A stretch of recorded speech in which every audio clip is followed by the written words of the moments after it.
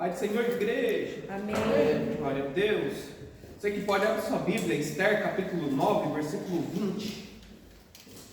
Mais uma aula. Estamos na aula 19 do Panorama Bíblico, livros históricos, tá? Esse é o último livro dos livros históricos. Amém? Glória a Deus, irmãos. Amém. Mais uma vitória.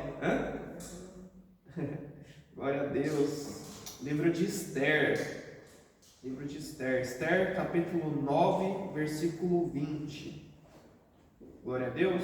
E vai dizer assim: Mordecai escreveu estas coisas e enviou cartas a todos os judeus que moravam em todas as províncias do rei Assuero, aos de perto e aos de longe, ordenando-lhes que comemorassem o dia 14 do mês de Adar e o dia 15 do mesmo mês, todos os anos, como os dias em que os judeus se livraram dos seus inimigos, e o mês em que a tristeza virou alegria e o luto se transformou em festa, e que esses fossem dias de festa e de alegria, de troca de presentes e dádivas aos pobres. Amém, irmãos? Até aí. Livro de Esther, irmãos, no original, ele tem duas traduções, tanto do persa quanto do hebraico, tá? Do persa tá mais para estrela, tá? E do hebraico pode ser esconder-se, tá? No persa, eu não sei muito bem a pronúncia, mas é setaré. E no hebraico é seter, tá? No grego é Esther mesmo, tá bom? É só a tradução do nome, segundo a Septuaginta. O autor, a tradição atribui a autoria a Mordecai, tá? Primo ou tio de Esther, tá? Fica meio difícil a gente ter essa noção de se ele é primo ou tio dela. Tá mais para primo, tá? Pois ele é personagem central e há registros de que ele teria documentado esses fatos, em Esther capítulo 9, versículo 20, o que a gente leu. Outros estudiosos sugerem que foi um judeu da época com profundo conhecimento dos costumes persas e da vida na corte de Suzã. Tá? Não é Suzano não, tá, irmãos? É Suzã. Data da escrita, provavelmente entre 464 e 435 a.C., durante o reinado de Artaxerxes I, tá? Ou logo após os acontecimentos narrados que ocorreram em 483 e 473 a.C. O local na Pérsia, principalmente ali na região de Suzã, tá? Ele abrange a comunidade judaica espalhada pelo Império Persa, que era o maior império do mundo naquele tempo, governando 127 províncias, desde a Índia até a Etiópia. Está lá escrito em Esther 1:1. A posição dele no cânon, no hebraico, no Tanakh, ele está nos 5 rolos, né, que é o Megilot, lidos em festas judaicas, que Esther é lido na festa do Purim, tá? No nosso cânon cristão, ele está nos livros históricos após Neemias e antes de Jó. Jó já é um livro poético, tá? Não é mais um livro histórico. O livro de Esther se insere em um período crucial da história do povo de Deus. O tempo pós-exílio, no tempo pós-exílio, né? Ele sucede o livro de Neemias no cânon cristão, mas cronologicamente se posiciona entre os capítulos de Esdras 6 e 7, tá? É uma história que acontece paralela à história de Esdras, tá? E Esdras também junto com Neemias. Você pode ver que a gente vê um encontro de Esdras e Neemias ali no livro de Neemias, no livro de Esdras. E enquanto eles estão na terra, em Jerusalém, Esther está na Assíria, tá?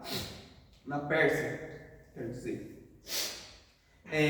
Enquanto Esdras e Neemias relatam o retorno, né, de parte dos judeus à terra de Judá e a reconstrução de Jerusalém, Esther narra a preservação dos judeus que permaneceram dispersos pelo vasto império persa.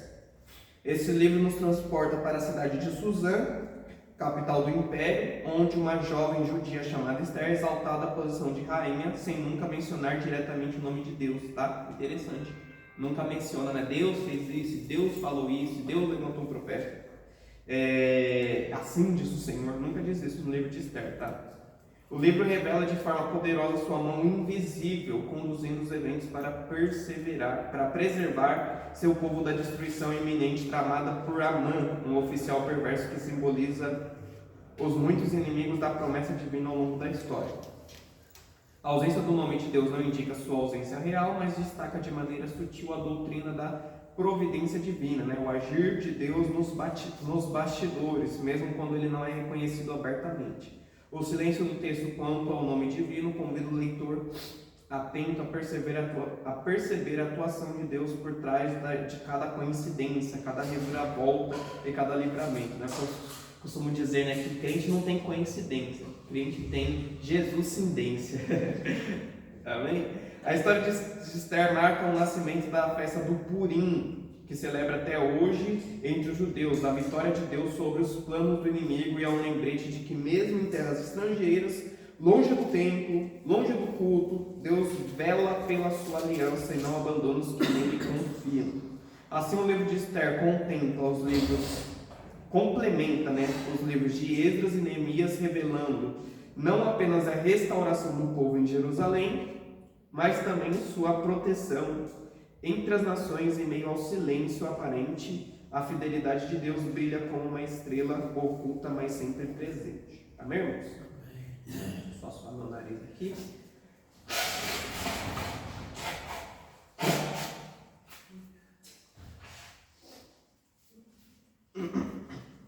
Vamos ver o panorama, capítulo por capítulo, tá? No capítulo 1 do livro de Esther, a gente vê a queda, da rainha Vasti, após ela desobedecer, o rei Assuero, ele dá um grande banquete em Suzã, ordena, que ela se apresente diante dos convidados, mas ela recusa, Vasti é deposta por desrespeitar o rei, e aí o rei entra em conselho,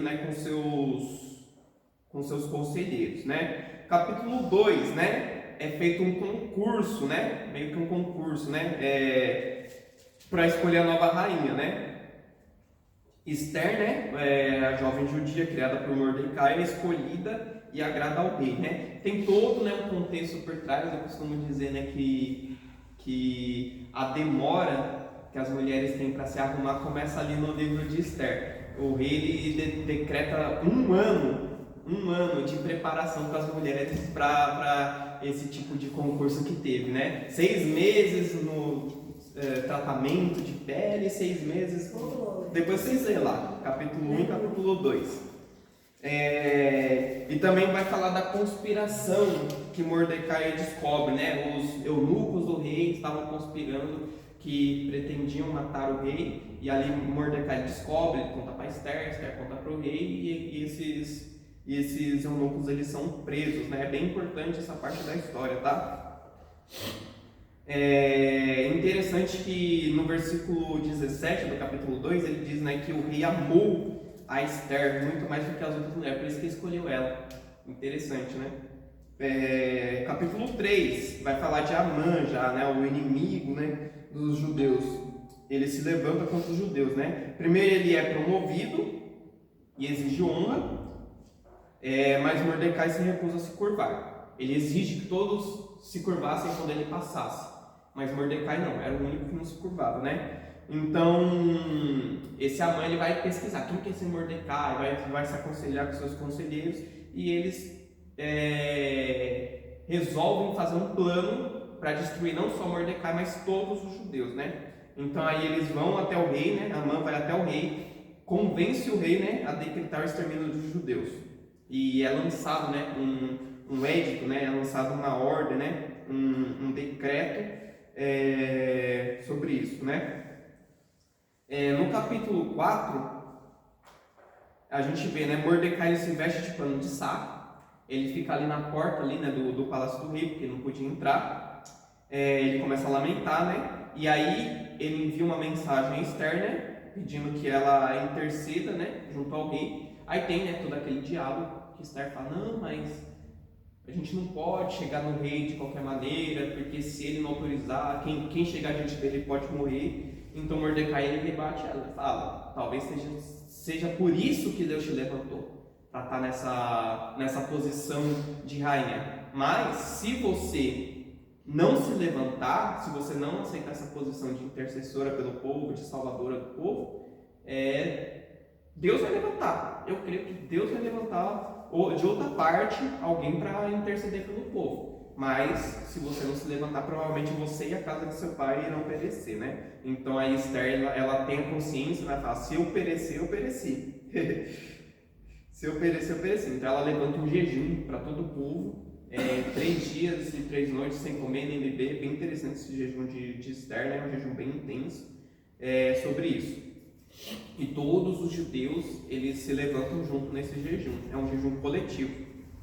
Capítulo 5, né? Então Esther depois ela vai, né? Esther se apresenta diante do rei, é recebida, né, com favor diante do rei. Ela convida o rei e Amã para um banquete, né?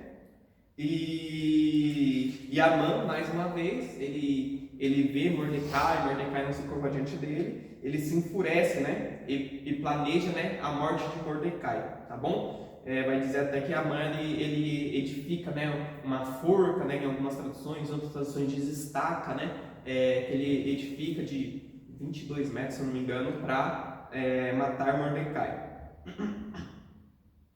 Capítulo 6, a gente vai ver uma reviravolta, né? O rei, ele perde o sono e para ele dormir, né, parece que é criança, né? Ele pede para que leia uma história para ele. Aí pega um livro das crônicas do rei, ele justamente vai contar aquilo que a gente viu no capítulo 2, que teve uma conspiração, queriam matar o rei, mas Mordecai descobriu, Mordecai contou a Esther, Esther contou ao rei, e ali aquelas pessoas que pretendiam matar o rei foram presas, foram mortas, né? Então o rei, ele toma consciência disso, e ele vai lá e pensa, eu tenho que honrar esse homem que salvou minha vida, tenho que honrar. Então o que ele faz? Ele chama Amã, que era praticamente seu braço direito, a pessoa que tinha autoridade ali junto com ele, que era o inimigo dos judeus, e pergunta para Amã, eu acho bem interessante isso daí, que ele pergunta para Amã, o que se deve fazer para o homem que o rei quer honrar? Amã, pensando que era com ele, Amã pensando que era com ele, então deve-se dar as vestes reais do rei, deve-se dar a autoridade do rei, deve pegar o cavalo do rei, só não pediu a mulher do rei, só não pediu a casa do rei, deve-se dar tudo do rei, do bom e do melhor, pensando que ia fazer com ele, né? Andar com ele pelas ruas. E deve-se pegar o mais alto oficial do rei e guiando o cavalo, assim se deve fazer com aquele que o rei deve honrar. Aí ele pensando que ia fazer com ele, foi lá e falou. Aí o rei vai lá e fala, então pega o Mordecai, dá a roupa para ele, veste ele, coloca ele sobre o cavalo do rei e vai anunciando para o povo todo. É Mordecai ou Mardoqueu? Então, depende da tradução. Mordecai, Mardoqueu, entendeu? Essa minha aqui é Mardoqueu. Mardoqueu, né? É Mordecai. Depende da tradução, tá? Então o rei ordena, né, que Amã, que odeia Mordecai, honre ele publicamente. Ele vai e faz isso. Capítulo 7. A gente vai ver, né? Eu não anotei aqui, mas a gente vai ver. Amã, ele volta para a casa dele totalmente frustrado. A família dele fala com ele se aconselha com os conselheiros dele, totalmente frustrado, né? Porque aí ele decide de vez que vai matar o Mordecai, o Mardoqueu, né? E aí, mas nesse momento tem um segundo banquete que Esther tinha pedido ao rei, né? O rei pediu para ela, falou para ela, né? Você alcançou favor diante de mim, peço o que tu quiseres, ainda que tu pedires metade de todo o meu reino, eu te darei. E ela falou, eu quero que você e o seu oficial Amã estejam comigo diante de um banquete. E aí, nesse segundo banquete, Esther denuncia Amã. Ela fala, né, senhor rei, ele vai lá e fala de novo, rainha Esther, se você pedires qualquer coisa, que tu pedires metade do meu reino, eu te darei. Ela falou assim, esse Amã maldoso, perverso, nos entregou, nos vendeu diante do povo, porque ele vai pagar para o povo matar ao meu povo e a mim também. Ela revela, ninguém sabia que ela era judia, só ela e seu parente Mordecai. Então ela revela que ela era judia. Então ali o rei se ira, ele vai até o pátio, na fúria dele, e Mardoqueu e Amã, ele começa a implorar a Esther. Só que aí nisso o rei também olha ali, ele tocando na rainha, ele pensa, será que ele vai querer tocar na rainha diante de mim? Então manda que matem ele, mande que ele seja enforcado, né, ou pendurado, né, porque aí pega a estaca que ele tinha erigido para matar Mordecai, e ele mesmo é morto ali naquela instrumento que ele tinha construído para destruir o servo justo de Deus. Está lá no versículo 10, né? Enforcaram Amã na forca que ele tinha preparado para Mordecai. Em outras traduções está: e penduraram Amã na estaca que ele tinha preparado para Mordecai, tá? Capítulo 8. O rei dá a casa de Amã para Esther, o anel real para Mordecai, né? A autoridade que ele tinha dado para Amã, ele dá para Mordecai, tá? E um novo decreto é emitido autorizando os judeus a se defenderem. Eles não conseguiram remover o primeiro decreto. O decreto para que matassem os judeus, e quem matasse iria receber uma recompensa em prata. Só que todo o decreto do rei, assinado com o selo dele, com o anel, era irrevogável. Então eles não poderiam simplesmente, não pode mais matar os judeus. Então eles fizeram um outro decreto, o decreto de que os judeus poderiam se defender. Então eles deram ferramentas, deram armas para os judeus se defenderem, tá? E ali a gente vê, né, os judeus se defendendo, né? E aquilo que era para ser um luto, né? Aquilo que era para ser a desonra se torna em alegria, tá? Está lá no capítulo 8, versículo 16, né? Para os judeus houve luz, alegria, gozo e honra. Capítulo 9, a vitória e a instituição do Purim. Os judeus se defendem, vencem os inimigos, né? Vai estar lá todo o relatório, né? Das cidades, dos inimigos que foram vencidos, né? 500 homens. A princípio. No palácio de Suzã. Em Suzã, mas nas outras aldeias, se não me engano, chega a ser 75 mil inimigos dos judeus que tentaram. Eu ia fazer a pergunta sobre isso, aí vocês lembram e já vai ficar fácil. Quanto que é? 75? Depois você lê lá. ou vê no vídeo, ou no material. O dia da ameaça se torna dia de vitória. O Purim é instituído como memorial eterno, tá? Aí tá lá, capítulo 9, versículo 22. Transformaram a tristeza em alegria, o luto em dia de festa.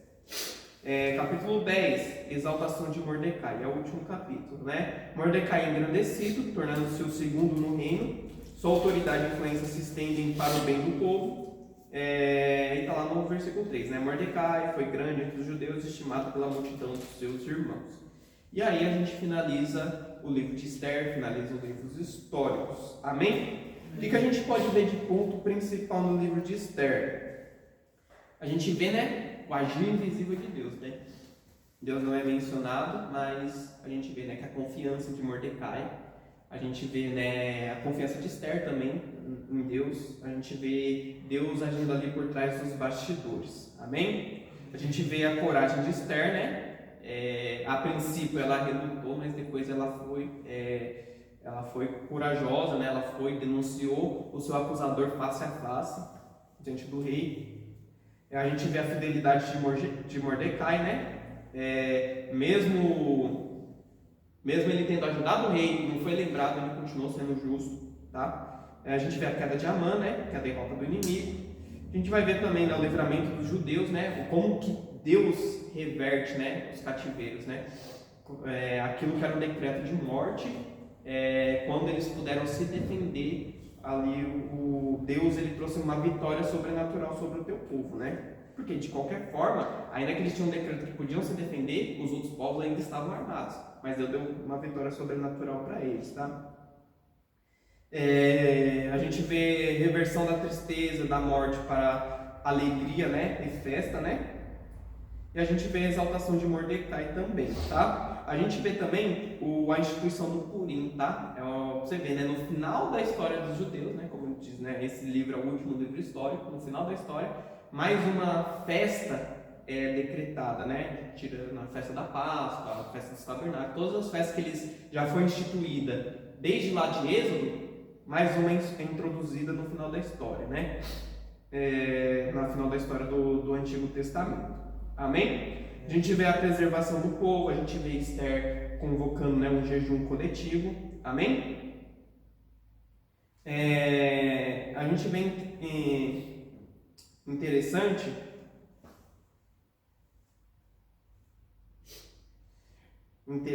sobre a questão da estaca, da forca, né? Que Amã edificou. A gente vê como isso aponta para Cristo, tá? Porque a palavra ali utilizada para forca, para estaca, por isso que algumas traduções são diferentes, é a palavra etz em hebraico. A palavra etz em hebraico, ela significa madeira, árvore. Lá no Éden, lá, árvore da vida, árvore do conhecimento. Etz, madeiro, forca, tudo é a mesma palavra, tá? Então a gente vê ali que o madeiro, né? Que foi edificado para condenação do justo, para condenação do bem, na verdade foi o decreto de morte para o mal, né? Assim também foi na cruz de Cristo, assim também foi no Calvário. Satanás ali comemorando, bandeira do Palmeiras ali, comemorando ali que Cristo estava sendo crucificado. O inferno em festa, na verdade foi a morte, foi a maldição, foi o pecado, foi todo o mal que foi vencido. Ali o madeiro que foi edificado para Mordecai, que era um homem justo, na verdade foi Amã, que era um homem injusto, que foi crucificado ali, tá? Isso daí aponta para Cristo. Amém? Amém. Finalizando aqui, depois tem bastante conteúdo no material didático, tá, irmãos? Depois vocês consultam lá. O livro de Esther encerra a seção histórica do Antigo Testamento, composto por Josué, desde Josué até Esther, tá? São os livros históricos. Registra cerca de 1000 anos da jornada do povo de Deus, tá? Desde a entrada na Terra Prometida até sua dispersão e restauração, né? Até o cativeiro e depois parte do povo volta, parte do povo continua disperso ali nas terras, tá? Desde a entrada na Terra Prometida até a dispersão, restauração parcial e preservação no exílio. Esther, embora ambientado fora da Terra Santa, é uma prova final da fidelidade de Deus à sua aliança. Mesmo sem templo, sem sacrifícios, sem profetas, sem mencionar o nome de Deus, ele continua agindo para cumprir seus propósitos. A história revela que a presença de Deus não está limitada ao território, ao templo ou à visibilidade que é mais constante e soberana. Deus vela por seu povo em todas as nações e circunstâncias. Isso daí já aponta, né, para a obra da graça, né? Porque na obra da lei eram só os judeus, mas na obra da graça são todos os povos, todas as nações, todas as etnias, todas as línguas. Amém? Com o final de Esther, os livros históricos se encerram, né? E o povo de Deus está parcialmente restaurado em Jerusalém, Esdras e Neemias, né? Preservado entre as nações, em Esther, e à espera do cumprimento da promessa messiânica. A história do Antigo Testamento até aqui não tem o seu clímax na reconstrução do templo ou nas vitórias políticas, mas no contínuo testemunho de que Deus governa a história em favor dos seus. O trono terreno parece instável, mas o trono celestial permanece firme. Com o livro de Esther, encerramos a seção dos livros históricos da Bíblia, que vai de Josué a Esther, registrando os principais eventos da formação, queda, exílio e preservação do povo de Deus. A partir daqui entraremos nos livros poéticos, tá? Começando por Jó, onde o foco sai da história nacional de Israel, tá? Sai da história de Israel e passa para questões mais pessoais, existenciais, espirituais do ser humano diante de Deus. Amém, irmãos? Por enquanto, esse é o livro de Esther. Por enquanto, esses são os livros históricos. Essa é a aula de hoje. Deus abençoe a todos. Até a próxima aula. Amém?